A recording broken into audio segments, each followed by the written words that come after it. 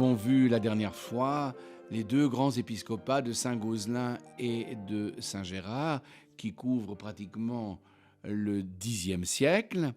Et nous voici rendus au XIe siècle, XIe et XIIe siècle qu'on va traiter ensemble, certainement pas aujourd'hui seulement, mais aussi dans les prochaines fois, tellement ce sont des siècles très importants, des siècles capitaux. Pour notre région, le XIe siècle se caractérise surtout par la fondation de nombreuses villes, dont Nancy.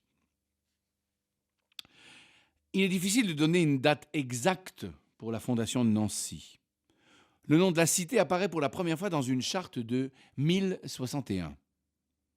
Parmi les témoins d'une donation faite à l'abbaye Saint-Èvre de Toul apparaît un certain Olderic de Nancy, châtelain ducal est son titre, qui agit au nom du duc Gérard Ier, fondateur de la ville selon la tradition.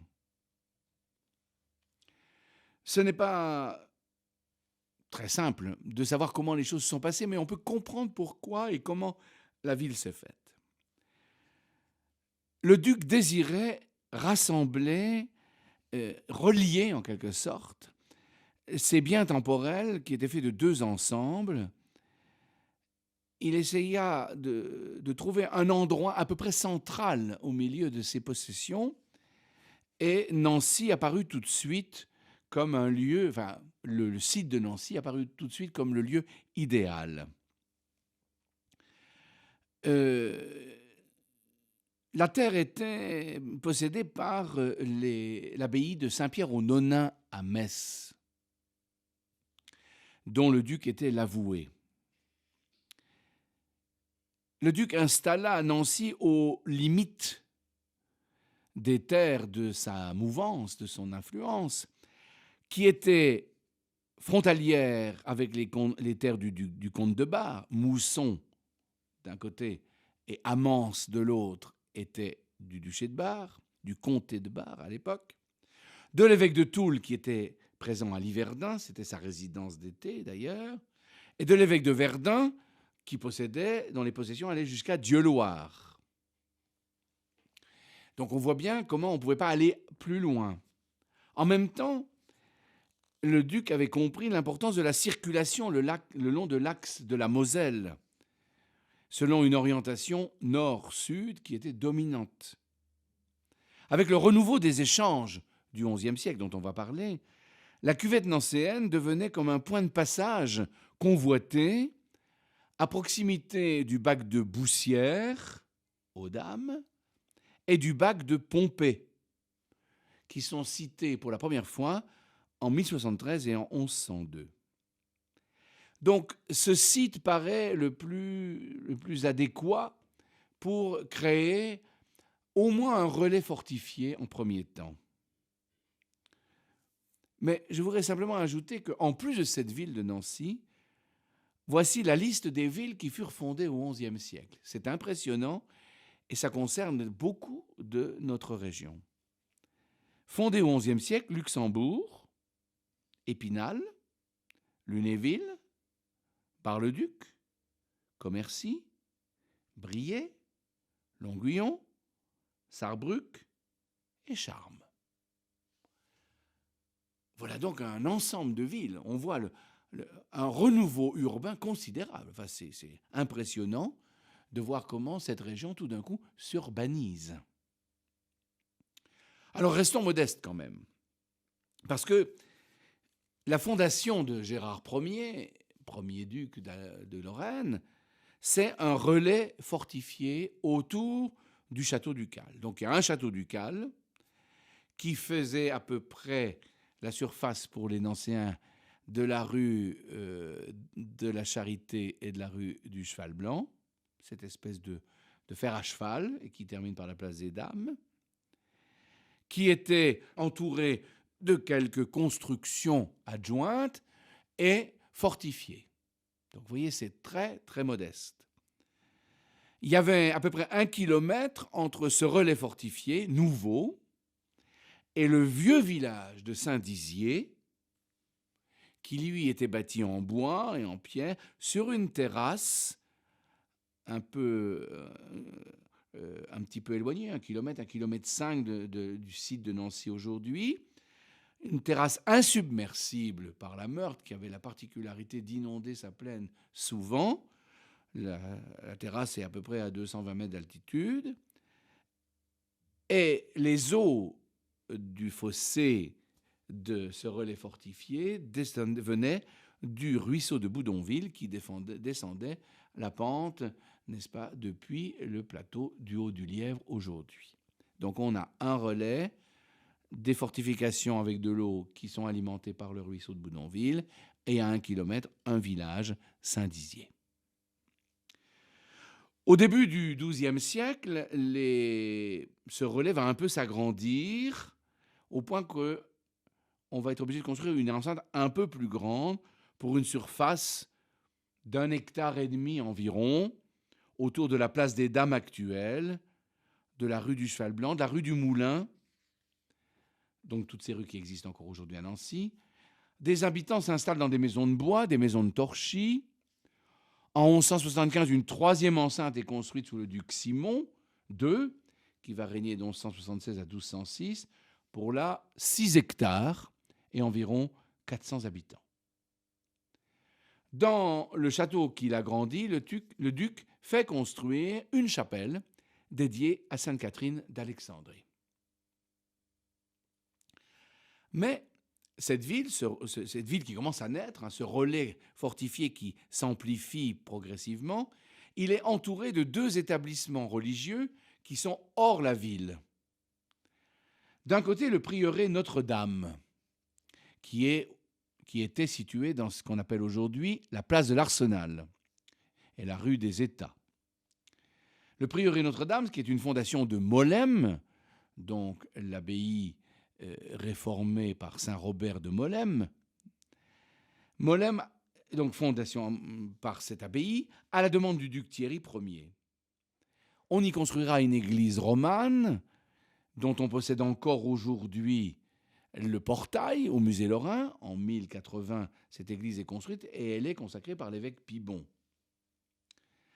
Les moines, le petit prieuré, car ce prieuré n'était pas très important, avaient la charge de, outre la prière et la louange de Dieu, d'assurer la chancellerie épiscopale, donc les actes, avoir les écrits et les chartes. Et l'autre établissement religieux était la commanderie Saint-Jean de Jérusalem, des chevaliers de Saint-Jean de Jérusalem, dite commanderie de Saint-Jean du Vieil Être, c'est-à-dire être, c'est le cimetière, du vieux cimetière, qui a été au nord de Nancy, sur une petite colline qui dominait l'étang Saint-Jean. On en voit encore aujourd'hui la tour le clocher, qui a été restauré et qui se trouve place de la commanderie, au bord d'une grande pente, car on voit bien que là, on est sur une petite colline, là où se trouve le clocher, mais que dès le milieu de la place, on descend dans ce qui était l'étang Saint-Jean. Le fondateur de cette commanderie de Saint-Jean de Jérusalem, c'est le duc Matthieu Ier, qui lui a régné de 1138 à 1176. Petit à petit, cette commanderie va être dotée par les ducs. À Laxou, la commanderie va posséder bientôt un pressoir, un four et un hôpital pour accueillir les pèlerins et les pauvres vagabonds. Sur ces terres de Laxou que possèdent les hospitaliers, c'est intéressant, en 1286, ils cédèrent une part de terrain pour qu'on puisse établir un cimetière juif au lieu dit Haut-des-Bures, qui est aujourd'hui, si vous allez à Laxou, la rue du Pressoir.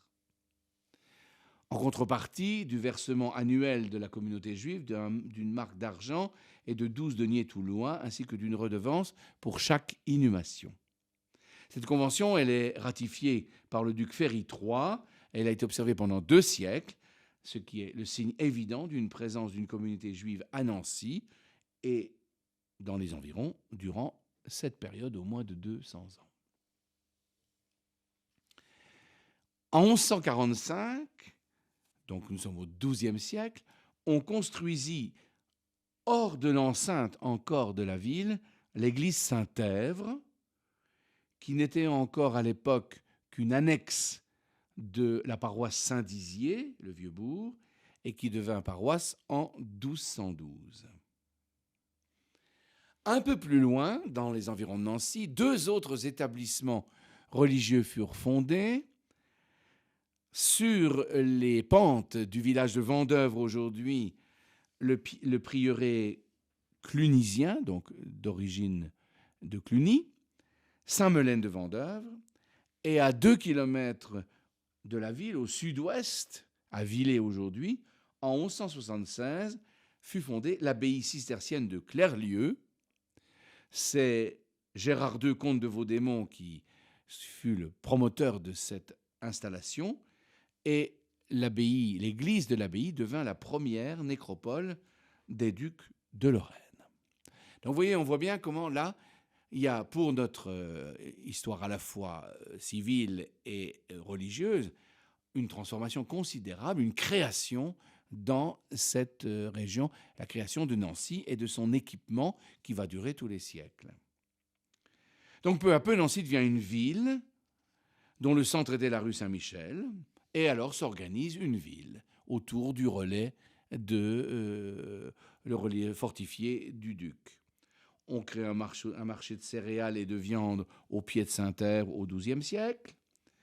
On canalise le ruisseau de Boudonville et on installe un moulin dans la force de l'eau du ruisseau, avant qu'il n'entre dans la ville par la rue de la Source. On commence à battre monnaie à Nancy sous le duc Mathieu Ier, 1139-1176. Sous le duc Thierry Ier, 1070-1115. Se développe la cour, alors là, dans le château. Une cour s'installa avec des officiers palatins, comme on disait, des officiers du palais. On connaît tous ces mots. Le sénéchal, qui est un officier de justice pour la haute, moyenne et basse justice. Les chansons, qui est l'officier ducal chargé de servir le vin à table et de le goûter préalablement pour éviter tout empoisonnement. Le chambrier, grand officier ducal chargé de l'intendance de la chambre du roi et qui a la garde du trésor. Le maréchal, qui est l'officier pourvu d'un commandement dans le palais, autour desquels gravitaient aussi des personnages plus secondaires, des chapelains, des médecins, des notaires. Nancy devenait donc une place grandissante. La figure épiscopale de cette époque est une grande figure, comme celle que nous avons eue, Gozlin et Gérard, mais encore un peu plus grande parce qu'elle va jouer un rôle dans l'Église universelle. Je veux parler, bien entendu, de Saint Léon IX, évêque de Toul et pape. C'est lui qui domine, j'allais dire, cette période du XIe siècle d'un point de vue religieux. Bruno de Dabeau est né au pied du Donon le 21 juin 1002, fils de Hugues III, comte d'Alsace et d'Edwige, qui est descendante de l'aristocratie gallo-romaine. Et nous allons bientôt, la prochaine fois, poursuivre la biographie de ce grand évêque et pape. Et à 5 ans, il est envoyé à l'évêque de Toul, Berthold, pour qu'il se charge de son éducation.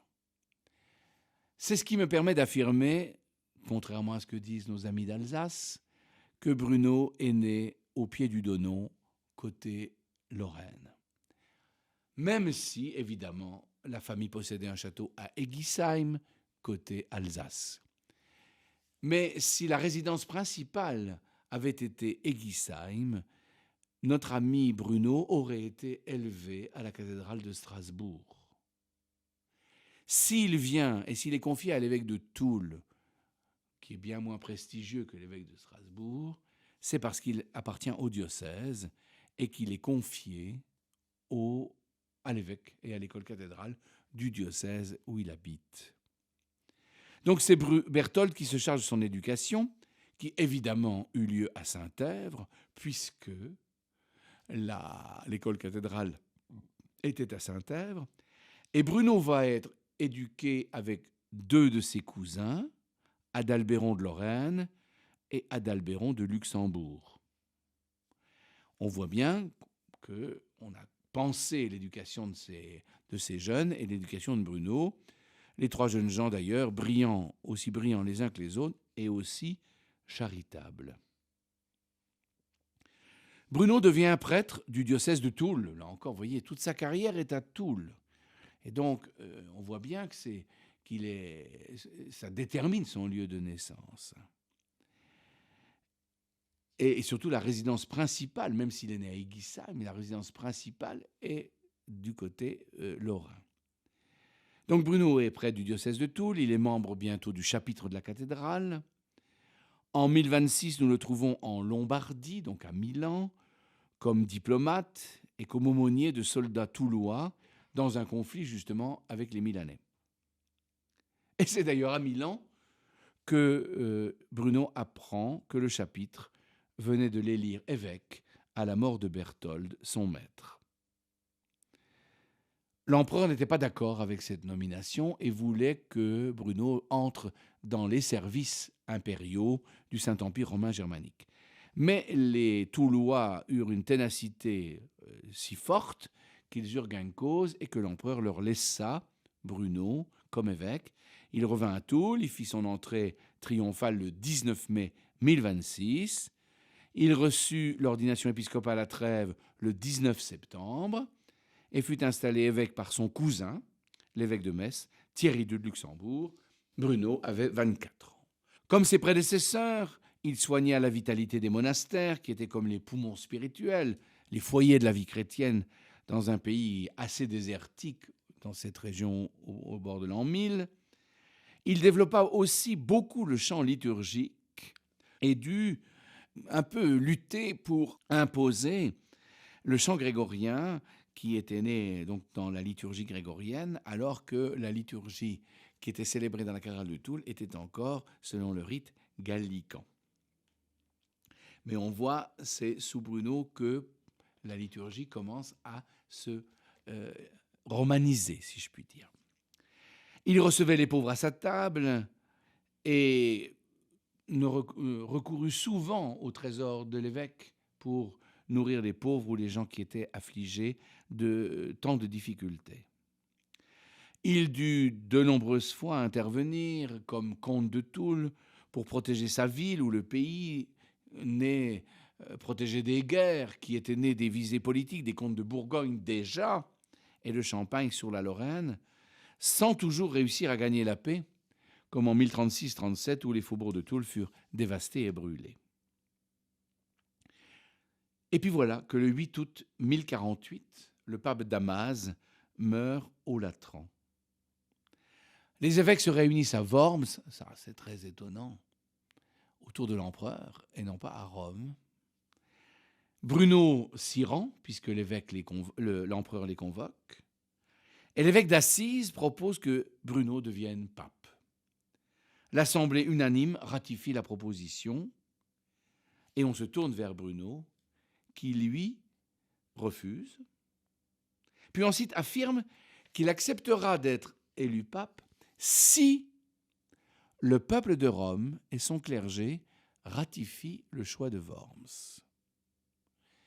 C'est un acte tout à fait remarquable qui rend à l'Église et au peuple romain le choix de son évêque. Et on peut dire que c'est la grande visée que va avoir tout son pontificat, c'est d'arracher les nominations ecclésiastiques aux laïcs et aux autorités politiques pour les confier à l'Église, pour être sûr que ces positions et ces responsabilités politiques ne soient pas confiées à des gens incapables, voire à des gens qui achètent ces charges, ce qu'on appelle la simonie. Cet acte de Bruno de réclamer un vote du clergé et des fidèles de Rome pour qu'ils puissent accepter, si la ville le fait, cette élection, est tout à fait prophétique de sa vie, mais aussi prophétique du grand travail de ce qu'on va appeler la réforme grégorienne. Bruno revint à Toul, puis apprenant le choix de Rome, repartit, et il entra dans la ville sainte le jour de la Chandeleur 1049, et fut couronné pape le 12 février suivant, sous le titre de Léon IX. Mais il resta évêque de Toul jusqu'en 1052, tellement attaché à cette ville qui avait été celle de son enfance, de ses études, de son sacerdoce, attaché à cette région de la Lorraine, cette région du Saint-Empire. Se sentant un peu exilé tout de même à Rome, il reste l'évêque de Toul. Il commence donc son pontificat en 1049 et ce fut un pontificat mobile, puisque c'est le pape qui a le plus voyagé avant Jean-Paul II. Car il sent qu'il faut réveiller l'Église, qu'il faut réveiller les consciences, qu'il faut réveiller la ferveur, et que le pape ne peut le faire qu'en étant présent en chair et en os. Et donc, la grande œuvre de Saint Léon, dans un épiscopat qui va durer peu de temps, puisqu'il arrive, un pontificat, il arrive en 1049 et il meurt en 1054. La grande œuvre de Saint Léon est d'avoir arraché des mains des seigneurs laïcs la nomination des évêques, des abbés et des clercs, car dans une grande partie de la chrétienté occidentale, les charges étaient asservies aux puissants, et dans certaines régions comme en Bretagne, on était même prêtre de père en fils. Et donc, il s'attaque là à un problème considérable qu'il ne pourra que commencer, mais que son collaborateur et successeur, Grégoire VII, mènera avec force, détermination, et réussira à imposer Saint Grégoire VII, le moine Hildebrand, qui était son collaborateur. Donc il meurt à 52 ans, à côté de Saint-Pierre, épuisé, mais en ayant son projet commencé, fermement déterminé à le réaliser, et, je l'ai dit, son successeur le continuera. Mais regardons un petit peu plus, avant de conclure autour de Saint Bruno, ce qu'il a fait dans la ville de Toul. Comment se trouve la ville de Toul à cette époque, sous le pontificat, et sous l'épiscopat et le pontificat de Saint Léon IX. Comme je l'ai dit tout à l'heure, la ville de Toul est coupée en deux. Quand on prend la rue Michatel depuis la place Ronde aujourd'hui pour avoir des points de repère précis, et qu'on va vers la place des Cordeliers, sur la droite, c'est le monde de l'église, sur la gauche, c'est le bourg. Dans le monde de l'église, on a le groupe cathédrale, avec l'église commencée par Saint Gérard, construite en pierre. Les successeurs ont poursuivi l'œuvre, surtout Pibon, qui sera évêque de 1069 à 1107 et qui finira cette cathédrale avec la fameuse façade qu'on appelle la tour de Pibon et qui restera jusqu'en 1501 au moment où on la détruira après avoir construit la splendide façade de gothique flamboyant que nous avons aujourd'hui. La cathédrale quand elle fut achevée, fut consacrée d'ailleurs sous l'épiscopat de Saint Léon IX par le pape Eugène III le 3 octobre 1147 en présence de 18 cardinaux, de nombreux évêques, sauf celui de Toul, car Henri de Lorraine, qui était évêque depuis 1126 jusqu'à 1165, était parti en croisade pour se convertir, mais ça, c'est pour la prochaine fois.